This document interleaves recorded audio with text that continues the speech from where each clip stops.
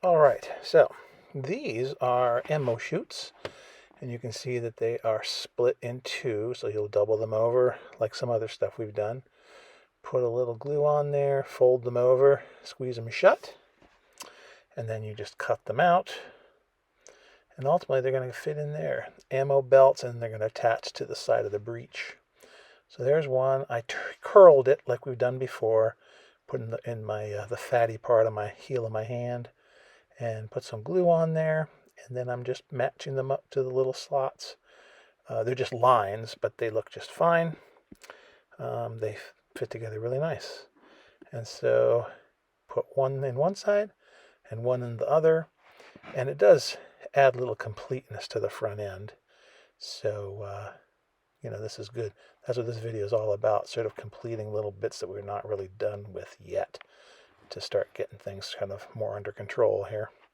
But there they are, and they look, really nice. Don't know how accurate they are, but they're fine. Now, in the back of the fuselage, there's a jillion, well, not a jillion, but a lot of little places where control cables are going to go.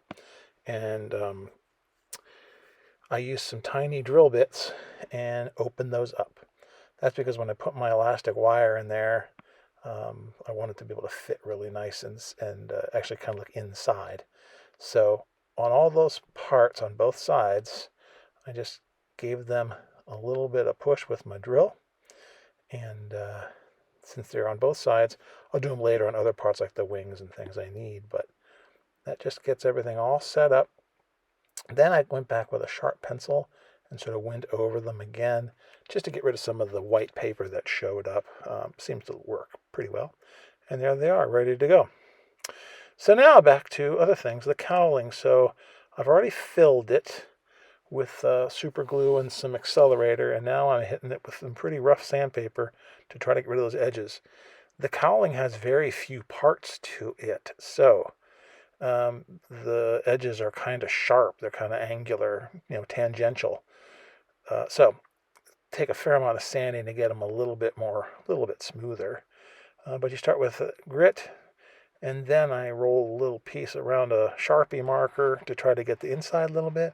The inside's rather disformed, the ridge, the edging, I mean. But with some playing around, you can get it into a very nice, relatively circular piece. And at the end of this little video, you'll see it doesn't look too shabby. Just use that to go around some pieces to make sure that it's nice and smooth. Then you basically go over the same thing with a higher grit sandpaper, because the paper sands kind of like wood. It makes little fuzzies, but what happens is as we put on primer onto the spray primer onto it, it looks horrible at first, but then those fuzzies start to go away with multiple coats and more sanding. So that's kind of where it looks, how it looks before the rough sanding started. Now, give it a shot of primer, and you can see it's definitely not done. Angular and not perfect, but sanded it a little bit to cut off more edges, and then I start puttying. Now in this case, I'm using this little Tamiya putty. Any kind of putty will work, I think. Heck, you could use Bondo, I suppose.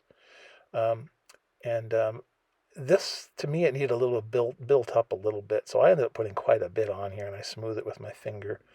Maybe you should use a piece of wood or something, or a little teeny spatula maybe, but I tend to just use my fingers and then wash your fingers off later with a little solvent. I've already had my children, so it's too late for me. So what I did basically was go around this and smooth it all in. At first, again, I thought it was kind of overkill, but when I got to the end, I'm kind of glad I did this, because this will give me sort of the smoothness I want. Won't be so angular. So there it is after a thick coat. Now you gotta let that sucker dry really well. Basically wait till the next day and then start sanding it. So there it's been sanded. I sprayed it, and now I've gone back another time with primer, and now I've gone back another time, and the primer, of course, helps you see places where you need more work. So put more filler on it. And now you're sanding again, and notice I'm sanding in little circular motions to try to feather in edges and things. And you just got to be pretty delicate with this, because it is just paper. It's reinforced with the glue, but it's still paper. So you got to be a little careful. But it's if you're careful and if you just let the sandpaper do the work, it works. It works well. So you end up with something that looks pretty good, and you just start basically priming it and sanding it, priming it and sanding it, filling it, priming it and sanding it. And I put this little thing from a model rocket underneath it so I can hold it and then spray it easily with my primer. And I just kept doing that until I got it as smooth as I wanted it, which worked out pretty well. Several more attempts were made. Now, I needed to put in seat belts, and I had a heck of a time figuring out seat belts. So they sell them for $1 million, but I took just some paper left over and I made facsimiles of them. I think they're really thick and interesting. They're not like the ones that were on the kit, although the ones on the kit, after thinking about it, may in fact be okay for later models. So there's one side. I put a little piece of silver paper on the end to make it look like little attachments where it's going to attach. I got that beige piece, and I got a wooden or a leathery looking piece that I put over the top, because the pictures I've seen, it seems to be two-tone, like a piece of linen and a piece of leather. And then there's holes in that piece. That's the piece. Those are two parts, like seat harness. And I took that little drill and I poked 3 little holes across, and I think about 5 down. It's supposed to be 5 or 6, but it's again going to just suggest. Now, I put a little glue on either end of these, and the first step is to just put them by the side of the seat. They're connected, I think, with cables, either under the seat or around the seat somewhere. But for us, as long as you get them glued in there, and you got to glue them in and let them dry. While they're drying, we're going to do something else. Give them a little squeeze, and then let them go. As it turns out, they actually fell apart again. I had to dink around with them, but they work. But there they are, waiting to be used.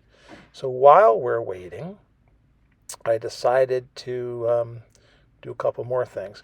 I have an old set of these Techniques gun sights, and you can barely tell. It's on there, on the right-hand gun. I put a little bit, just to finish it. Now, I'm starting to bend these over. Now, of course, they're paper.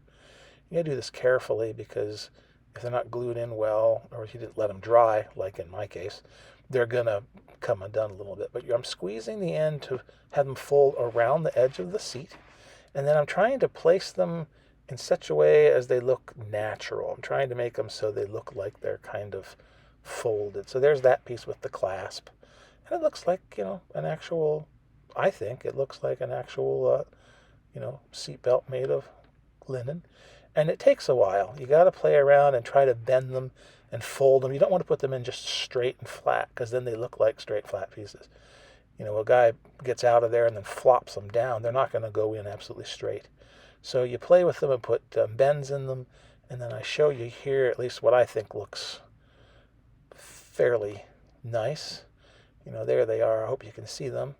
But they look like someone probably left them in there, or maybe the Batman plopped them down there a little bit. But they're not going to be perfectly, identical. And I just used leftover some wood and some linen color that was left over on the model. So that was kind of nice.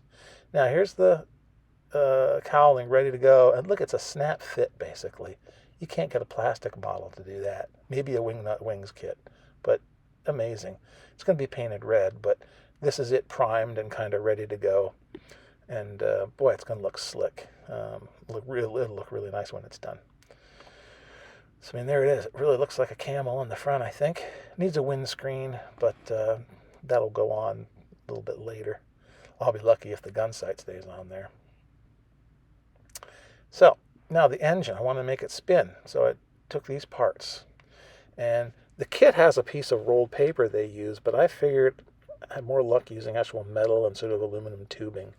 So I put a little tiny piece of aluminum tubing, like a bushing, into the back of the little rotary engine and squish it down so that it's flat.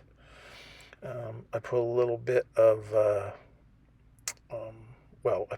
put the little shaft in here, and now it takes me a while to just basically look at this from all angles, just to try to make sure that it is sort of perpendicular, and so that the engine will spin nice and smooth and even. And so it looks pretty good, but a lot of this is just, again, looking at it from the side, making sure it looks okay, because once it looks good, I'll tap a little bit of glue on both sides, and there's some glue going in.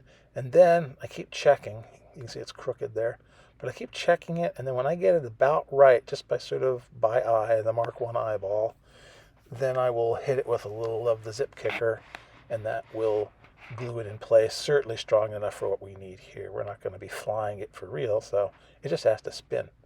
So then I put a little of that zip kicker on both sides, a little dab there and a little dab on the other side as well. And now there it is. Looks pretty straight, and if it spins on a shaft, it looks really good. So I'm chuffed by this. And then I need to put the little flange that goes in there into the firewall that will connect, and you have to put the little engine right in there. So I put a little bit of glue, fast drying glue, super glue on the edge, and then I'm just going to squish this down so that, again, it's flush, and put a little more zip kicker on there. And there it is, just pushing it in to be flush. And I, of course, test fit all this so that it looks beautiful, but I had to play with it to make it work. A little bit of super glue, and then I can take the engine and pop it in there just to show you how it looks. And it fits in. It's got a lot of room, a lot of space in there, and it spins great. Super pleased with how it spins. And then I went to put the cowling on. Now the danger, of course, is the cowling is going to impede the spinning. So I snap it in place where it needs to go, and then I sort of look at it. Looks good, and then I try to spin it. No!